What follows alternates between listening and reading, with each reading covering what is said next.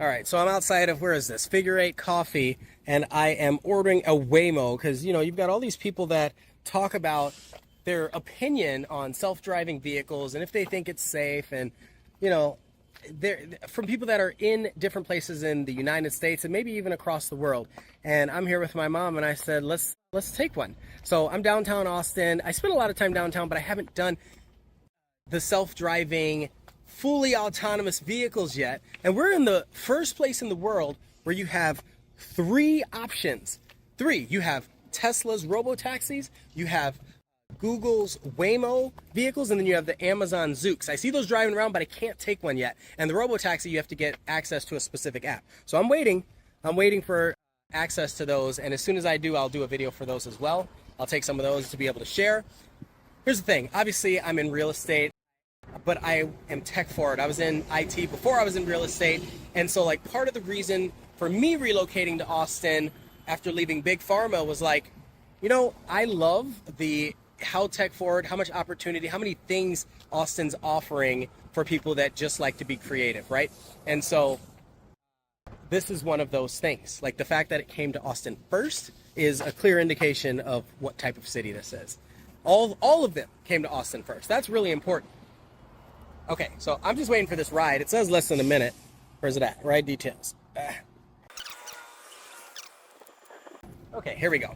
So obviously it's kind of ugly with all the LiDAR sensors and all that sort of stuff. So you have to, on the app, you have to unlock it.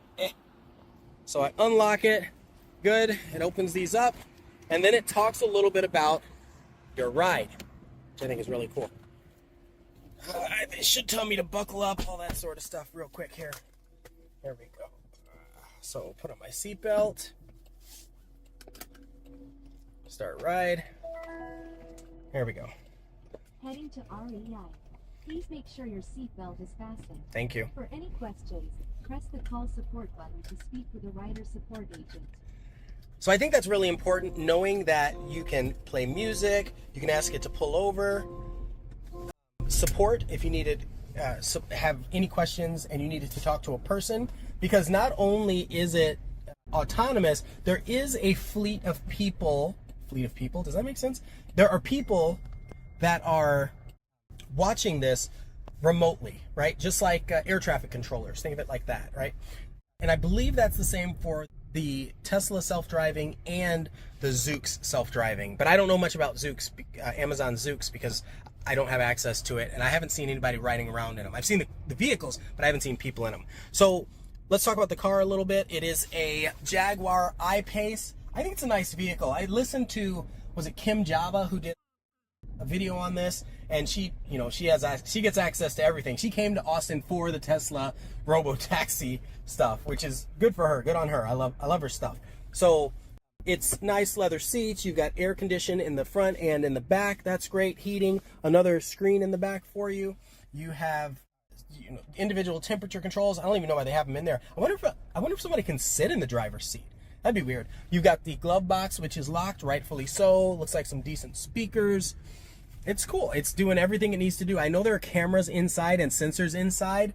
Now, the cameras, from what I understand, they're only enabled when you're parked or when you have a support call. That's the only time the cameras inside the vehicle are enabled, according to them. There it is. I was like, where is this camera thing? And then, yeah, obviously, speakers here. It's wild, and yet it's not wild, right? Like, if you've watched my channel, then you already know that Ian of Austin drives a Cybertruck, right? So I've had the truck drive me to Chicago twice this year, to Chicago and back for, it drove 98% of the way. It's like, this is not something that will happen one day. This is something that has been happening, but people just, they don't believe it until they experience it themselves. And that's just, like I said, that's one of those things that kind of gets frustrating to me, is when someone isn't open to the possibility that things can be happening or things are changing, and they just kind of turn a blind eye. And it's like, listen, I don't like some things changing, but this is here. So make the best of it. Like, how much work can you get done if you didn't have to drive to work? Some people will take the train so that they can nap, or they can get ready or something. People will take the train, but it takes so much longer most of the time. So now imagine you take your own car and it's driving you to and from. This is like having a driver. Imagine it, you know, you see all those movies and these people that are worth multiple millions of dollars and they have these big fancy houses and there's always a driver to bring their kids to school and to bring them to work. Well, that's what this is. Now imagine that these vehicles get 10x'd the amount of vehicles. Oh, this is a challenging one. But I say challenging for humans. I don't think it's challenging for the autonomous vehicle.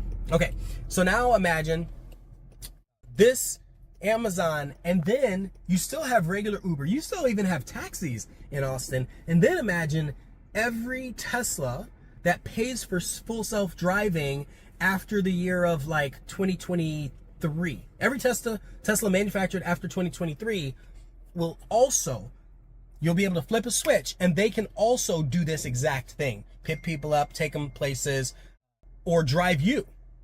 That's the shift that's happening. And it's so crazy to like experience it with nobody in the driver's seat. It's one thing to experience it the first time and you're sitting there, the car's driving, you're like, oh, okay. Or it takes over, okay, that's a little bit. It's a whole other thing when you could seriously not pay any attention, yet still get where you want. I think it's one of the coolest things. Mom, what do you think about this? Undecided. I don't think it's a bad thing. Uh-huh. But, you know, computers can go out just like anything else. So that's a concern. What happens if something goes kind of wrong? I know. No. I get that. So let's talk about that. That's one of those things. How many accidents happen in Texas? We'll just talk about Texas or just the Austin area. How many accidents do you think we have at the hands of humans? We have a lot. And that there are just a lot of really bad drivers here, unfortunately. And I'm not saying I'm an exception or whatever, but there are accidents all the time. Right? So I don't think, if anything, if more cars are autonomous, I feel like there may be less accidents. I look over at people and like every third person is sitting there on their phones in their face and they're not in a self-driving vehicle. I know it. And you see them weaving in the roads and you see, like, here's another one. And you see stuff like, you know, something flies out in the road, people don't check, they don't use their turn signals. There are all these things that humans don't do that at least the vehicle would be programmed to do. I was driving the other day and somebody flew past me at like probably doing 130. And again, I'm not innocent in that. I've been that guy.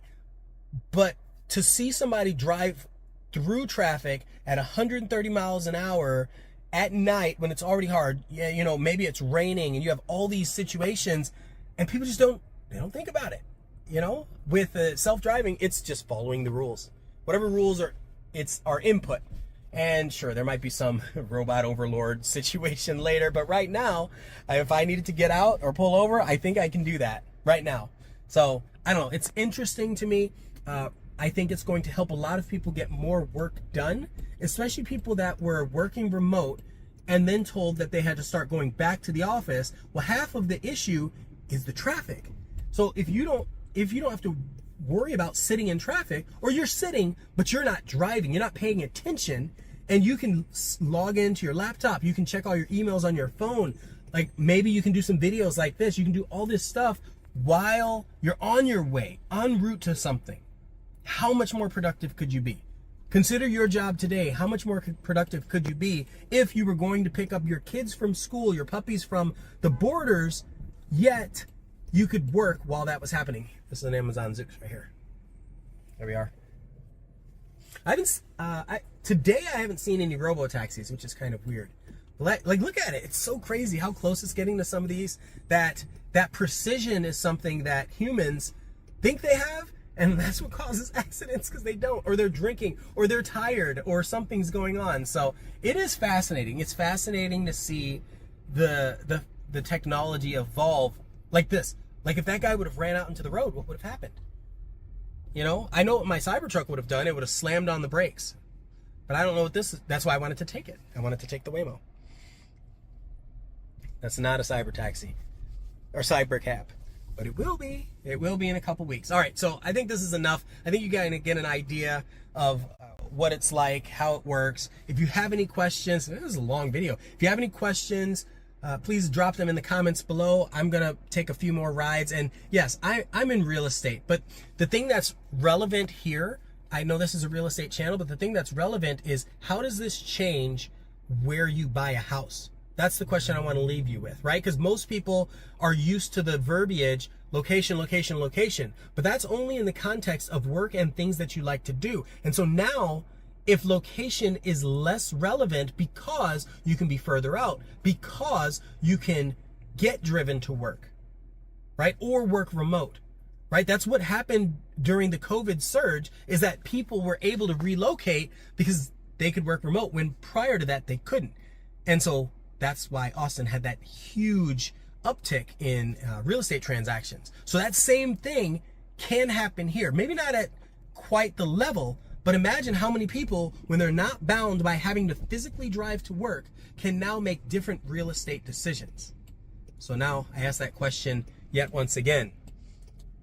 If you didn't have to drive to work, where would you live? I'm Ian of Austin. Thank you so much for watching this channel and being a subscriber. If you're not a subscriber, shame on you. I'm just kidding. Y'all take care, and I will see you in the next video or the next ride.